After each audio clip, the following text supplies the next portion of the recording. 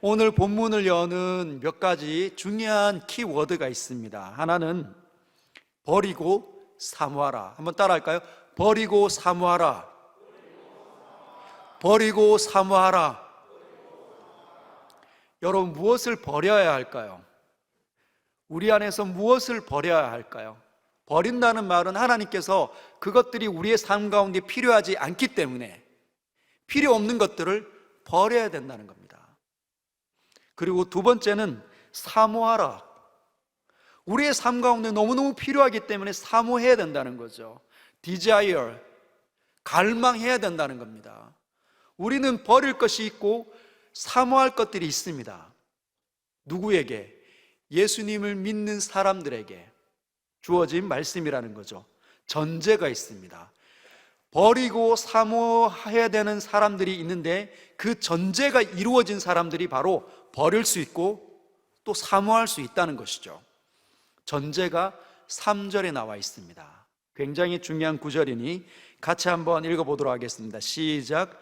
너희가 주의 인자하심을 맛보았으면 그리하라. 너희가 주의 인자하심을 맛보았다면 그렇게 살아야 된다는 거죠. 주의 인자하심을 맛보았다. 무엇을 말하는 것일까요? 누가 주의 인자하심을 맛본 사람들입니까? 여러분, 세상을 하나님께서 얼마나 사랑하셨는지 모릅니다. 하나님의 아름다움으로 균형과 조화와 질서가 하나님께서 기뻐할 만큼의 수준이 온 세상에 창조 때 있었습니다. 얼마나 하나님께서 이 세상을 사랑하셨는지 심히 기뻐하였더라. 하나님께서 얼마나 기뻐했는지 모릅니다. 하나님 수준만큼 기쁨이 탄성이 터져 나왔는 거죠. 그런데 그 천지가 창조되고 난 이후에 그 즉시 인간이 타락해 버렸습니다. 인간이 하나님처럼 될까요? 하나님처럼 될까요? 여러분, 우리는 하나님의 수준을 넘보면 안 됩니다. 우리는 어느 자리를 지켜야 할까요? 우리는 피조물의 자리를 지켜야 합니다.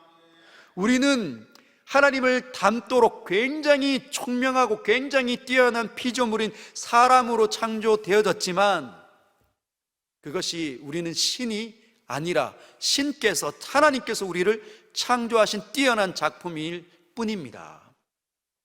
그런데 그 인간이 하나님처럼 될까요? 교만하면서 하나님의 생각을 이제 거부하기 시작하고 하나님께서 주신 모든 능력과 지혜로움을 가지고 세상을 판단 내리기 시작했습니다. 이거 이렇게 하는 거야. 저게 문제지. 저 사람은 저래서 안 돼. 내가 보니 수만 가지를 판단을 내립니다. 그러나 하나님의 뜻을 인정하지 않는 거죠. 하나님께서 그 상황을 어떻게 바라보시는지, 하나님께서 나를 어떻게 이해하고 계시는지 아무런 관심이 없습니다. 오로지 나만, 내가 판단하면 다 옳은 거예요. 감히 나를 무시해? 그 감히 내 자존심을 건드렸단 말이야? 내가 얼마나 중요한 사람인데 내가 한번 본때를 보여주겠다. 사람들은 그렇게 생각합니다. 그런데 하나님께서 그런 교만한 사람들을 바라보시면서 하나님의 진노가 땅으로 쏟아져 내려오는 거죠. 무시무시합니다. 제가 일전에 아주 오래된 한 15년 정도 전에 하나님께서 이 세상을 향한 진노가 얼마나 강력하고 얼마나 무시무시한지 설명하기 위해서 어떻게 하면 이 하나님의 이 진노를 설명할 수 있을까? 그때 떠오른 것이 나야가라 폭포였습니다. 나이아가라 폭포. 여러분, 나이아가라 폭포가 높이가 7, 80m입니다. 7, 80m. 이 길이가 정확하지는 않는데 벌써 많이 이렇게 이 기억이 좀 떨어진 것 같아요. 한 500에서 800m 둘레가 이걸 펼치면 여러분 한번 생각해 보십시오. 위로 80m 병풍이 500m, 800m를 쫙 펼쳐져 있다고 생각해 보십시오. 그 위에서 물이 한번 쏟아지는데 얼마나 많은 물들이 쏟아지는지 저와 여러분의 원래 예수 믿기 이전의 상태가 그 나이아가라 폭포 끝에 가지가 나와 있는데 그 가지를 탁 잡고 대롱대롱 매달려 있는 그 순간이 우리의 위치였습니다. 우리의 상황이었다는 거죠. 언제든지 하나님의 인내가 다 되면 그 가지가 똑 부러져서 그 쏟아지는 어마어마한 물과 함께 나이아가라 폭포 아래로 확, 그것이 우리가 당하고 있는 또는 처한 상황입니다. 하나님의 진노가 세상을 향하고 있죠. 죄가 있는 곳에 하나님께서 사랑하는 이 세상이 이토록 망가지도록 하나님 없이 하나님을 인정하지 않고 마치 자기가 세상의 심판주인 것처럼 재판장처럼 노릇하는 그 교만한 자들에게 하나님의 진노가 쏟아지는 것은 당연하고 합당합니다. 그런데 오늘 본문은 이렇게 이야기합니다. 베드로 사도가 너희가 주의 인자하심을 맛보았으면 그리하라. 하나님께서는 이 세상을 향한 엄청난 어마어마한 무시무시한 진노를 나타내시기는 하지만 피할 길을 열어주셨습니다.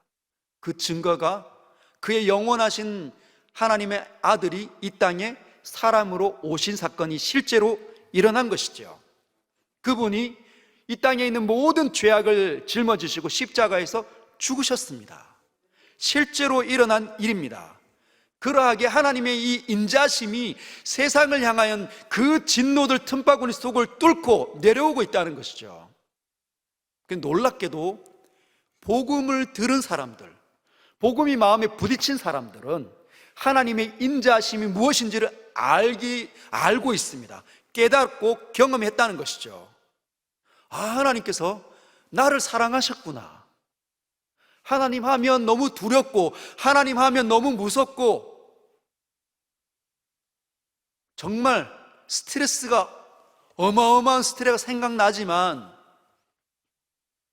하나님의 인자하심을 경험한 사람들은 하나님을 사랑하기 시작합니다. 하나님을 두려워하지 않는 거죠. 왜? 은혜가 무엇인지 아니까, 인자하심이 무엇인지를 아니까. 하나님께서 자기를 그냥 싫어하는 것이 아니라 온 세상을 향하는 모든 저주를 그칠 만큼 나를 사랑하셨다는 것을 안다는 겁니다. 그 사람이 우리가 베드로전서 1장 후반부에서 쭉 흐르는 거듭난 사람들이 바로 버릴 수 있고 사모할 수 있는 것이죠. 우리가 진짜 예수님을 통해서 하나님의 인자하심을 경험했다면, 하나님의 사랑을 느낀다면, 내 삶 속에 하나님의 영원한 진노가 있었지만 하나님의 은혜가 나에게 먼저 다가와서, 진노가 나에게 먼저 다가온 것이 아니라 하나님의 은혜가 먼저 나에게 다다라서 내가 구원을 받았다는 사실이 믿겨진다면 그렇게 살아야 된다는 거예요. 어떻게? 버리고 사모하는 삶을 살아야 된다 말하고 있습니다. 첫 번째 버리는 건 뭐냐? 1절에 나와 있습니다. 우리 같이 한번 읽도록 하겠습니다. 시작. 그러므로 모든 악독과 모든 기만과 외식과 시기와 모든 비방하는 말을 버리고, 우리가 진짜 거듭났다면, 예수님을 믿는다면, 하나님을 사랑하는 것이 우리의 인생 가운데 한 번쯤 일어났다고 이야기한다면 우리가 버려야 되는 것들이 있습니다. 하나님께서는 우리의 삶 가운데 그것이 너무너무 필요하지 않고 불필요하다고 말씀하십니다. 첫 번째가 모든 악독. 우리 같이 한번 따라할까요? 악독을 버리자. 악독을 버리자. 원문을 보니 악한 의지. 여러분, 악한 의지가 언제 생겨납니까? 골탕 한번 먹여봐야겠다. 저 사람에게 상처를 내가 한번 안겨줘야겠다. 내가 한번 복수를 한번 해야 되겠다. 내가 누구인지를 한번 맛보게 해주겠다. 이런 의지가 발현되면 그게 모든 악독입니다. 저와 여러분들에게 있어서는 안 되는 것이 첫 번째가 모든 악한 의지. 남에게 해코지하겠다, 남에게 복수하겠다, 남에게 내가 본때를 보여주겠다, 나를 무시해, 이런 악한 의지는 하나님을 닮아 있는 성품이 아닙니다.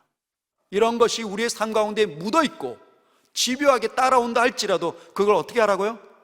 버리는 거죠. 버리는 겁니다. 주머니에 손 넣는데 모든 악독이 잡혀요. 어떻게 해야 됩니까? 버려야 합니다. 또 왼쪽 주머니에 넣었는데 악독이 또 잡히는 거예요. 어떻게 해야 되죠? 버려야 합니다. 사랑하는 성도 여러분, 우리가 진짜 예수님을 만났다면, 그래서 우리의 코끝에서 호흡이 멈춰서 영원하신 하나님을 만나는 사람들이라면 우리의 이 살아있는 삶 속에서 악한 의지를 발현하지 않기를 원합니다. 그것이 나에게 일어나면 저 사람에게 내가 한번 본때를 보여주겠다, 내가 누구인지를 한번 드러내야 되겠다. 차 열고 차를 운전하고 가다가 창문 저쪽에서 열려서 나도 한번 같이 열면서 눈 부라리고 싶을 때 어떻게 하라고요? 버려야 된다는 거죠. 누가 해야 됩니까? 제가 해야 된다는 거죠. 우리가 해야 되는 겁니다. 두 번째는 모든 기만과, 이 기만을 원문을 찾아보니 속임수, 거짓말이라고 되어 있습니다. 속임수, 남을 속이는 것, 위기를 모면하기 위해서 남에게 둘러대는 것, 이 기만하는 거죠. 그게 거짓말입니다. 그냥 목사님 잘생겼어요, 이런 말을 하는, 이런 거짓말을 중단하라는 게 아닙니다. 무슨 말인지 아시겠어요? 좀 오늘따라 천사처럼 보이네요, 속으로는 안 그렇죠. 그런 말을 하는 게 아니라 자기의 어떤 처한 상황이 위기가 있고 어려운 상황인데 그걸 모면하기 위해서 상황을 뒤바꿔서 거짓 것으로 채울 때 그걸 기만이라고 하는 겁니다. 사람을 속이는 거, 남편을 속이는 거, 아내를 속이는 거, 이런 것들, 부모님을 속이는 거, 친구들을 속이는 거, 이런 것들은 성도의 삶에 어울리는 게 아니에요. 성도가 기만한다, 속인다, 감춘다, 그러면 다 잃는 겁니다. 왜 그렇습니까, 여러분? 성도는 왜 감추면 안 되고, 왜 성도는 기만하면 안 되고, 성도는 왜 속이면 안 될까요? 하나님 보시니까.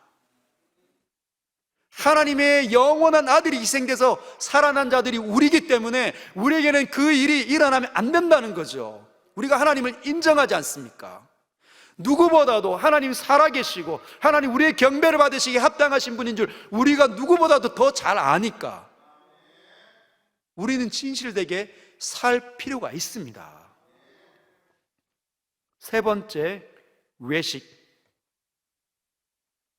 아내랑 남편이랑 바깥에 나가서 식사하는 이 외식, 성경에서 외식을 버리라고 했어. 여보, 오늘 외식할 때가 아니야. 이 잘못 해석을 하는 겁니다.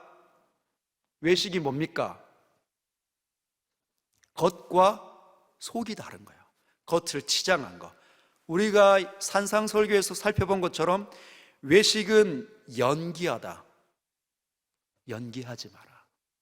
네가 실수했으면 실수를 이야기하고 포장하지 말고 마치 아닌데 그런 것처럼 하는 것이 연기입니다. 연기. 얼마나 연기가 탁월한지 어릴 때부터. 그렇죠? 아이들을 길러보면 압니다. 아이들이 잘못했는데 마치 자기가 아무것도 아닌 것처럼 태연하게 연기하기 시작합니다. 그것이 오랫동안 사람들의 삶을 따라가는 거죠. 그래서 결국은 그 호흡이 멈췄을 때, 하나님 앞에 섰을 때 거짓투성이가 보이면 영원한 저주 가운데 갇혀버리는 겁니다. 네 번째, 시기. 남과 비교하기 시작하면 시기가 일어나죠. 그렇죠? 우리 오영대 집사님 얼마나 잘생겼습니까? 제가 오영대 집사님 비교하기 시작하면 시기가 일어나는 거죠. 누군가가 나보다 훨씬 잘생겼거나 누군가가 나보다 훨씬 예쁘거나, 그래서 사람들이 많이 거기에 몰려서 친구를 맺고 있는데 나는 아무도 없다. 그러면 시기가 일어날 수 있어요. 누군가는 나보다 훨씬 더 좋은 차를 타고 다니고, 누군가는 나보다 훨씬 더 좋은 집에 살 수 있습니다.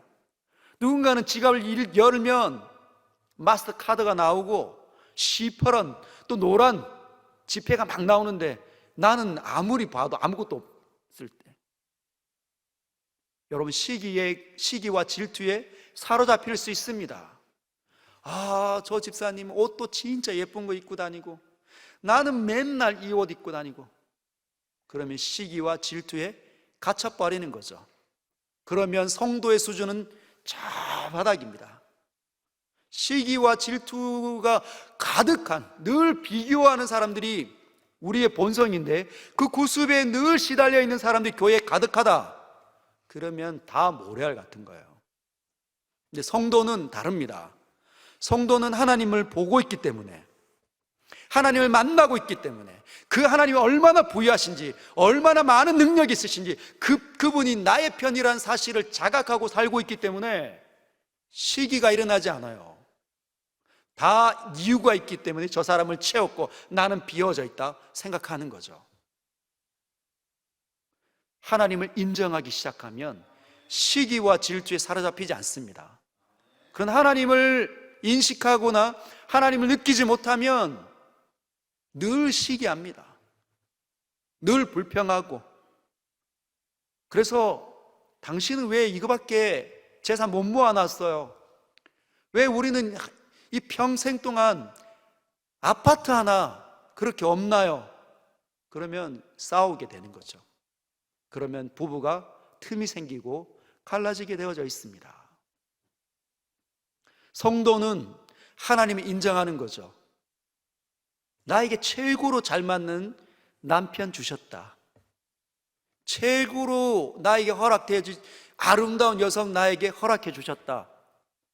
여러분, 그런 믿음 있습니까? 목사님, 차마 그 말은 인정 못하겠습니다. 아내가 얼마나 집요하게 잔소리하는지 모릅니다. 목사님은. 여러분, 왜 그렇죠? 목사님, 제 남편이랑 살면 사모님도 못 견딜 거예요. 왜 그렇습니까? 여러분에게 딱 맞는 사람 붙여주신 겁니다. 그 사람이 아니면 훈련이 안 되는 거죠. 내 수준이 어디인지, 내게 사랑이 없다는 걸 모른 채 그 상대방으로부터 사랑만 갈구하는, 사랑은 얻을 줄 알지만, 사랑을 받을 줄 알지만 사랑을 실천하는 것은 전무한 사람, 그러면 성도의 수준은 저 바닥이 됩니다. 우리 모두에겐 딱 맞는 사람 항상 허락해 주셨습니다. 그래서 늘 감사해야 되는 거예요. 비록 지금 내 아내가 끊임없는 잔소리를 하는 것 같지만 하나님의 영원한 계획 속에서 나를 성장케 하기 위한 꼭 필요한, 나에게 딱 맞는 아내 주신 겁니다. 마지막으로 모든 비방하는 말. 당신은 머리에 자꾸 빠지고, 당신은 배가 나오고, 저 사람은 뭐가 문제고, 이 사람이 이렇고, 교회는 뭐가 문제고, 목사님은 목소리가 저렇고, 수만 가지 그냥 비방하는 사람들이 있습니다. 그러면 그건 늘 불평하는 거죠. 감사할 줄 모르는 겁니다. 나에게, 이런 나에게, 형편은 나에게 이런 교회를 주셨다니, 이런 공동체를 나에게 주셨다니 얼마나 감사한지. 사랑하는 성도 여러분, 우리 서영교회 여러분 계시지 않습니까? 너무너무 행복하시죠? 그밖에 안 되나요? 여러분 정말 행복하시죠? 옆에 계신 분들을 보십시오. 그분들 때문에 우리가 얼마나 위로를 받습니까? 오늘 이 예배당에, 이 큰 예배당에 저와 어떤 권사님 딱 2명만 앉아 있다면 얼마나 슬플까요? 근데 옆에 같이 주의 말씀을 듣고, 같이 하나님의 존귀한 이름을 찬양하고, 그분의 일하심을 찬양하고 기대하며 기도하는 이런 동력자들이, 나의 지체 형제와 자매들 얼마나 많이 있습니까? 이들을 비방하지 마십시오. 우리 모두도 다 허물이 많습니다. 옆에 사람의 허물을 받아내는 일이 나에게 필요하니까 이 사람을 나에게 붙여주신 거예요. 할렐루야. 우리가 성도로서 서로 사랑하기를 원합니다. 그러면 반대로 이것들은 다 버려야 합니다. 여러분의 삶 속에서 뭔가 상황이 일어났을 때 비방이 일어난다, 속이고 싶다, 겉을 포장하고 싶다, 막 시기가 일어난다, 질투가 일어난다, 그러면 그 즉시 멈추고 그걸 버리십시오. 떼내십시오. 얼마나 집요하게 달라붙어 있는지 모릅니다.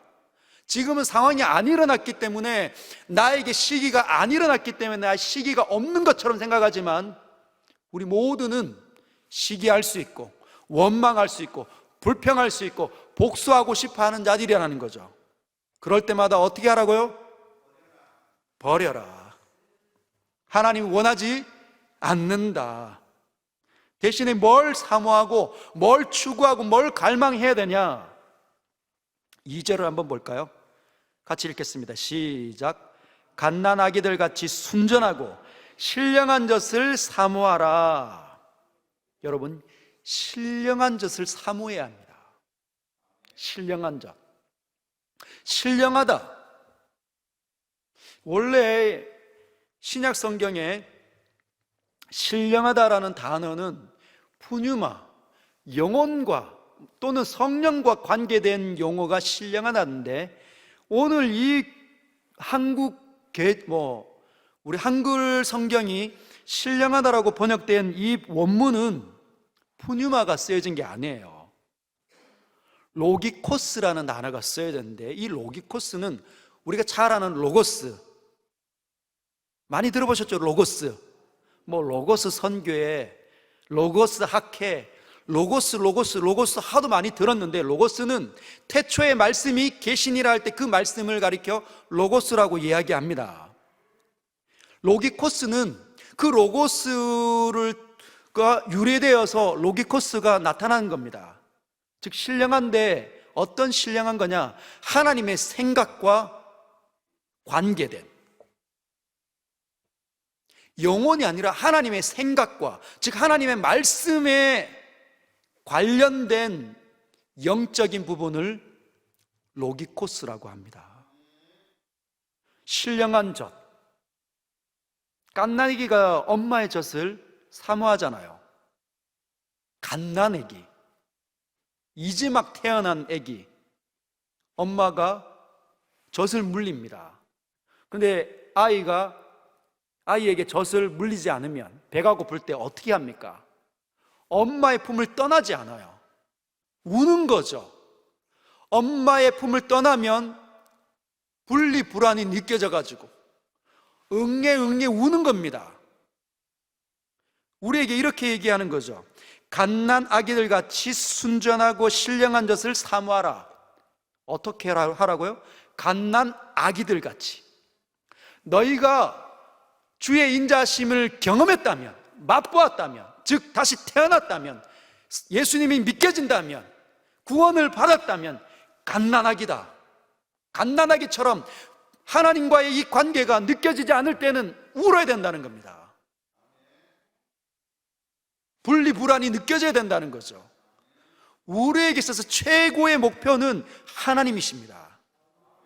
이 세상이 주는 명예와 권력과 부, 이것이 아니라, 아파트 몇 채가 아니고, 좋은 집이 아니고, 막 쏟아져 들어오는 물질이 아니고, 뭐라고요?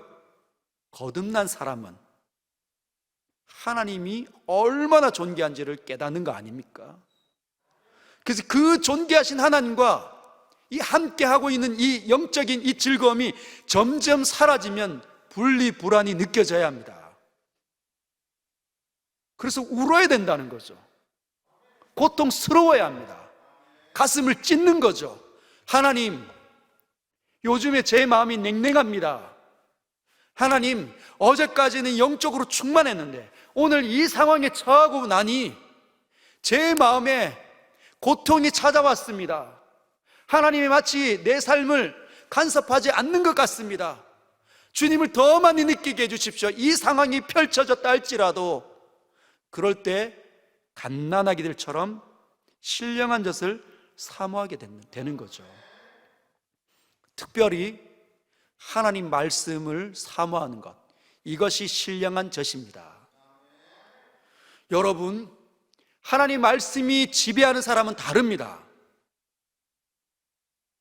하나님께서 말씀으로 계시고 하나님께서 그들에게, 성령으로 태어난 그들에게 하나님의 생각을 들려주십니다. 그럼 뭐가 느껴지는 거죠? 하나님이 느껴지는 거예요. 하나님 내 옆에 계신 것 같고 하나님 때문에 모든 위로를 경험할 수 있는 것이 말씀 앞에 앉아서 말씀이 해석되어지고 말씀이 부딪혀오고 말씀에 사로잡힐 때 그 놀라운 일들이 일어나게 되는 거죠. 그래서 그 일을 사모해야 합니다. 진짜 거듭났다면 하나님을 더 많이 알기로 발버둥 쳐야 된다는 거죠. 시간을 쪼개서 성경을 읽고 묵상하고 그 묵상한 걸 가지고 실천하기 위해서 하나님 앞에 앉아 기도하는 겁니다. 모든 사람들은 다 바빠도 하나님을 진짜 만난 사람들은 그 삶이 일어나야 된다는 거죠.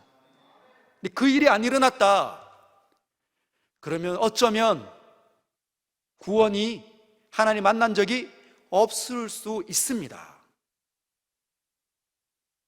우리가 예전에 1번 신자, 2번 신자, 3번 신자, 4번 신자를 진단한 것처럼 마치 교회 안에 오랫동안 앉아 있으니까 성도인 것처럼 착각할 수 있다는 거죠. 근데 문제는 그 사람들이 착각 속에서 신앙생활 하다가 결국은 하나님의 부름을 받았는데 영광의 나라가 펼쳐지지 않고 무시무시한 불구덩이에서 영생을 보내게 되면 이게 큰일 나는 거거든요. 이게 큰일 나는 겁니다. 할렐루야. 우리 사랑하는 우리 선배님, 우리 누님들, 우리 형님들, 저보다 한 20년, 30년, 20년이면 그래도 아직도 건강하신데 30년 정도 좀 많으신 우리 선배님들은 날마다 자기의 이 믿음을 점검하십시오. 나는 진짜 갓난아기처럼 신령한 젖을 사모한 적이 있는가? 주님을 만나기 위해서 몸부림치는 그 시간들이 나에게 있었나? 주님으로부터 오는 만족이 내 영혼과 육체 가운데 있었던 적이 있는가? 날마다 점검하셔야 됩니다. 잡은 줄로 생각하면, 선 줄로 생각하면 넘어지는 거예요. 우리는 항상 다 우리가 한 일은 잊어버리고 앞에 계신 예수께서 푯대를 잡고 계실 때 그 속으로 달려가야 합니다. 저기에 구원이 있지, 주님이 저기 계시지, 저곳으로 나는 가야 해. 물론 그렇게 하지 못한 분들도 구원이 있을 수 있죠. 그러나 구원이 있을 수 있는지 없는지 불분명한 상태로 주님 만나면, 아니면 어떡할 겁니까? 아니면 확실한 은혜 가운데서 남은 인생 속에 확실한 그 증거들이 필요합니다. 주님으로부터 오는 샬롬, 이해할 수 없는 그 평강, 자신만만함, 그래서 시기하지 않는 내 것을 더 나누어 줄 수 있고, 내 이렇게 피곤하고 수많은 일들을 함에도 불구하고 누군가를 위로하러 가는 거죠. 시간 쪼개서. 그 놀라운 일입니다. 아무에게나 일어나지 않죠. 하나님을 진짜 만난 사람들만이 그 일을 감당할 수 있다는 거예요. 그래서 사도 베드로가 이렇게 이야기하지 않습니까? 2절 후반부에 보면, 이는 그로 말미암아 그것을 통하여서 너희로 구원에 이르도록 자라게 하려 함이라. 신령한 젖을 먹고 마실 때 자라게 되는 거예요. 하나님의 말씀을 묵상하고 하나님의 말씀에 사로잡히고 하나님의 말씀이 시야를 열어줄 때 모든 역사와 환경들을 제대로 하나님의 시각으로 진단해낼 때, 해석해낼 때, 그때 잘하고 있다고 판별이 됩니다. 그런데 안 자라면, 영적인 갓난아기들만 있으면, 늘 상황이 일어나면 모든 악독, 모든 기만, 늘 틈틈이 외식하고 시기와 모든 비방하는 일들이 삶들 속에 그냥 넘쳐나는 거예요. 그냥 아무 일이 일어나지 않고 병원에 그냥 누워만 있으면 절대로 그런 일이 일어나지 않지만, 다 살아있다 보니까, 살아 움직이다 보니까 수많은 사람들을 만나게 되고 상황들이 다르게 펼쳐지니까 새로운 환경들에 노출되면 모든 기만, 모든 악독, 시기와 질투와 분쟁과 다투는 일이 일어나면 그가 진짜 예수님을 만났다 하더라도 안 자란 거죠. 안 자란 겁니다. 안 자라있기 때문에 성도가 맺는 특별한 열매들이 별로 없는 거예요. 말도 따뜻하지 않고 표정은 너무 날카롭고 가기만 하면 막 찔리고, 그래서 그 사람이랑 같이 뭔가 일을 하면 너무 불편해, 마음이. 여러분, 그런 분들이 꽤 많습니다. 목사이기까지 있어요. 있겠죠? 여러분, 저를 만나서 여러분이 마음이 너무 불편하면 제가 그런 사람입니다. 저랑 여러분이 함께 동력을 하는데 여러분이 막 그냥 정목사와 함께 무슨 일을 하면 너무 불편하고 힘들고 막 짜증이 난다. 그럼 제가 영적인 어린아이라는 거예요. 모든 지식과 지혜를 가지고 여러분에게 가르칠 수는 있어도 제 삶 속에 그런 열매를 맺는 일은 없었다는 거죠. 잘하지 않았으니까. 입을 가지고 선하게 사용하는 이런 습관으로 자라지 않은 거예요. 손과 발을 가지고 남을 유익하게 하고 하나님 나라에 쓰임을 받도록 안 자란 겁니다. 머리는 엄청 큰데 팔과 다리는 안 자란 거죠. 그런 사람들이 목회자도 꽤 많습니다. 알고 계시죠? 얼마나 고통스러운지. 내 남편이 말만 하면 내가 고통스럽다. 근데 우리 집 양반이 교회에서 직분을 갖고 있다. 안 자란 겁니다. 어느 날 성장하다가 멈춘 거죠. 그래서 성장하다 보니 한쪽 팔은 엄청 길고 한쪽 팔은 이렇게 자라 있는 거예요. 한쪽 다리는 엄청 긴데 한쪽 다리는 안 자랐어. 그래, 걸으면 자꾸 삐뚤삐뚤한 겁니다. 움직이면 자꾸 삐뚤삐뚤하게 가는 거예요. 누가 보면 나는 잘 간다라고 얘기하는데 다 딴 데가 있어. 안 자란 거죠. 그래서 어떻게 해야 되냐? 우리는 자라야 된다. 그 자람을 어느 수준까지 자라야 되냐? 그것이 4절과 5절에 나타나 있는 겁니다. 같이 한번 읽어볼까? 시작. 사람에게는 버림바 되었으나 하나님께는 택하심을 입은 보배로운 산돌이신 예수께 나아가 너희도 산돌같이 신령한 집으로 세워지고 예수 그리스도로 말미암아 하나님이 기쁘게 받으실 신령한 제사를 드릴 거룩한 제사장이 될지니라. 우리의 수준이 어디라고요? 거룩한 제사장 수준이어야 됩니다. 첫 번째는 예수께 나아가라. 그 예수가 누구시냐? 산돌이라는 겁니다. 산돌. 그 산돌이 어떤 의미인지 6절, 7절, 8절에 나와 있는 겁니다. 성경에 기록되어져 있는데, 보라, 내가 택한 보배로운 모퉁이 돌을 시온에 두느니 그를 믿는 자는 부끄러움을 당하지 아니하리라. 돌이 있는데 예수님이 돌이라는 거예요. 그 돌을 믿으면 부끄러움을 당하지 않는다는 거죠. 7절에 뭐라고 얘기합니까? 믿는 너에게는 보배이지만 믿지 않는 자들은 보배롭게 여겨지지 않는다는 거예요. 예수님이 존귀하지 않는다, 예수님이 안 믿겨진다, 예수님이 사랑스럽지 않다, 믿지 않는 겁니다. 건축자들이 버린 그 돌이 모퉁이의 머릿돌이 되고 또한 부딪히는 돌과 걸려 넘어지게 하는 바위가 되었다 하였느니라. 예수님이 살아있는 돌이라는 거죠. 우리가 주의 인자하심을 경험했다면 예수님이 우리의 기초돌입니다. 살아있는 돌이라는 거죠. 주님을 더 많이 기초로 삼으시길 바랍니다. 여러분과 제가 주님을 잃어버린다, 예수님과 친밀하지 않다, 그럼 위태위태합니다. 마귀가 번개같이 틈타 그리스도를 기초로 하는 것을 지금 잊고 있구나, 그러면 흔들어 버리는 거죠. 그럼 넘어지게 되어져 있습니다. 우리는 예수님을 기초로 신령한 집을 세워야 된다는 거죠. 신령한 집, 영적인 집, 하나님이 임재하는 집을 세워야 합니다. 저와 여러분이 예수님 만났으면 이제는 우리는 예수님을 통해서 하나님 앞으로 나아갈 수 있는 성전의 문이 열려져 있습니다. 누구나 오늘 이 밤에 예수 그리스도의 이름을 의지해서 하나님의 이름을 부르면 영원하신 그 창조주 모든 것들을 다 다루어내시고 바라보시고 이끌고 계시는 그 전능자가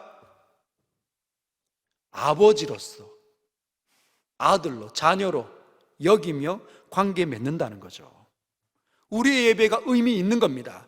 우리의 찬양이 의미가 있습니다. 우리의 기도가 그분의 귀에 다 기억된다는 거죠. 그것이 우리가 거룩한 제사장이 된 겁니다. 우리의 수준이 점점점 많아져야 되죠. 제사장 직분으로서. 사랑하는 성도 여러분, 오늘 제가 아내랑 그런 얘기 하다가 오늘 말씀이 꼭 필요한 말씀인 것 같다. 여러분, 제사장의 역할이 뭘까요? 제사장 제사를 드리는 사람이죠. 그 제사는 왜 필요합니까? 하나님과 세상이 단절되어져 있기 때문에 그 세상을 하나님 앞으로 이어주는 역할을 제사장이 하는 거거든요. 근데 제사장이 거룩한 옷을 입어야 합니다. 우리 모두는 예수 그리스도로 거룩한 옷을 이미 입었습니다. 그래서 우리 앞에 계신 영광의 아버지께 우리는 나아갈 수 있습니다. 거룩한 옷이 에봇 아닙니까? 그 에봇에 가슴에 흉패가 달려 있습니다. 이 흉패에 보석들이 12개가 박혀 있어요. 하나, 둘, 셋, 그 다음 줄 넷, 다섯, 여섯, 그 다음 줄 일곱, 여덟, 아홉, 그 다음 줄 열, 열하나, 열둘. 이 12개의 보석이 박혀 있는 흉패를 이 가슴에 달고 에봇 위에 입고 지성소로 들어가는 거죠. 근데 12가지의 이 보석 위에는 성경이 뭐라고 얘기했냐면 그 보석을 도장처럼 깎아라. 도장처럼 깎아서 그 도장에 자기 이름을 새긴 것처럼 12지파, 야곱의 12아들들의 이름을 새기라는 겁니다. 즉 하나님의 백성들의, 하나님의 자녀들의 이름을 여기에 담아서 제사장이 하나님 앞으로 나아가서 그 하나님의 백성들, 하나님의 자녀들과 하나님을 이어주는 역할을 제사장이 하는 거예요. 저와 여러분들이 제사장이 되어서 누구를 이어줘야 할까요? 여러분의 가슴팍에 누구의 이름이 새겨져 있습니까? 하나님께서 기억하게 하는 사람, 여러분의 자녀들, 여러분의 남편들, 여러분의 배우자들 놓고 1차적으로 기도하십시오. 그들이 이 세상 가운데 방황하고 있다 할지라도 여러분의 가족으로 하나님께서 붙였다는 말은 제사장들의 기도를 통해서 그들을 구원하고 싶어하는 하나님의 뜻인 줄 믿습니다. 여러분 기억하십시오. 그 12개의 그 보석에 여러분들이 생각하는 사람들의 이름을 적으시고 그 이름을 들고 하나님 앞에 나아가 주님 이들을 살려주십시오. 이들의 모든 흉악한 죄악을 다 예수 그리스도의 보혈로 정결케 해 주십시오. 하나님께서 부리시는 천사들을 보내어 주셔서 마치 우리가 하나님 앞에 이 마음이 녹아내려서 주님을 영접한 것처럼 그들의 마음 역시 녹아내리게 해주십시오. 하나님의 모든 섭리를 동원하셔서 그들을 이끌어 주십시오. 여러분의 부모님, 여러분의 친구들, 여러분과 관계된 모든 사람들을 놓고 여러분이 기도하면 여러분의 영적인 거룩한 제사장이 되는 겁니다. 그리고 제사장의 두 번째 역할은 가르치는 겁니다. 가르침. 레위기 10장 10절에서 11절까지의 말씀입니다. 레위기 10장 10절에서 11절. 아론, 제사장으로 세워지는 그 아론에게 이렇게 명령하신 거예요. 그리하여야 너희가 거룩하고 속된 것을 분별하며 부정하고 정한 것을 분별하고. 뭐라고요? 거룩하고 속된 것을 분별하는 것, 부정하고 깨끗한 것을 분별하고. 이 세상을 판단 내릴 때 뭐가 옳은지 뭐가 나쁜지 정확한 분별을 하나님 앞에 앉아 있을 때만 할 수 있다는 겁니다. 하나님의 신령한 젖을 먹는 자들만이 할 수 있다는 거죠. 그렇지 않으면 자기의 오염된 판단으로 잘못된 분별을 하게 될 수밖에 없습니다. 11절. 또 나 여호와가 모세를 통하여 모든 규례를 이스라엘 자손에게 가르치리라. 주님이 모세를 통해서 이스라엘이 가르치는 그 일을 제사장들이 충실하게 해낼 때, 제사장으로 제대로 세워졌을 때 그 일이 일어난다는 겁니다. 하나님께서 친히 사람들을 가르치시는 거죠. 여러분의 입술과 여러분의 생각과 여러분의 시간과 여러분의 인생을 통하여서 하나님의 거룩함이 사람들 속으로 들어가게 되는 거죠. 흘러 들어가게 되는 겁니다. 거룩함으로, 속된 것이 거룩함으로 바뀌어지는 일이 우리가 제사장이 될 때 그 일이 일어난다는 거죠. 그래서 우리는 우리 안에 있으면 안 되는 그 불필요한 것들을 다 버려야만 합니다. 그리고 하나님의 말씀을 갓난아기가 불안을 느끼는 것처럼 하나님의 말씀이 나에게 부딪히지 않으면 견딜 수 없어서 다시 성경을 찾아야 되는 거죠. 성경을 찾아서 읽는데 이게 과연 무슨 뜻인지 견딜 수가 없는 겁니다. 이 책도 찾아보고 저 책도 찾아보고 인터넷도 뒤져보고 그것이 해결이 되지 않으면 목사님들을 괴롭히는 거죠. 목사님, 이게 무슨 뜻입니까? 저에게 찾아오십시오. 그러면 제가 친절하게 시간을 내서 다 조사해서 그분에게 하나님의 거룩한 뜻들을 해석해 드리겠습니다. 사랑하는 성도 여러분, 우리는 제사장으로 자라야 합니다. 우리의 수준의 위치는 거기입니다. 영적인 어린아이가 아니라 거룩한 제사장이 하나님께서 우리를 향한 뜻이라는 것입니다. 그래서 우리는 세상과 하나님을 이어야 되고 하나님의 뜻들이 세상으로 흘러가도록 하나님 앞에 오늘 거룩한 제사장의 역할을 감당해야 합니다. 오늘 이 밤에 그 일을 충실하게 행함으로 하나님을 영화롭게 하기를 주님의 이름으로 축복합니다.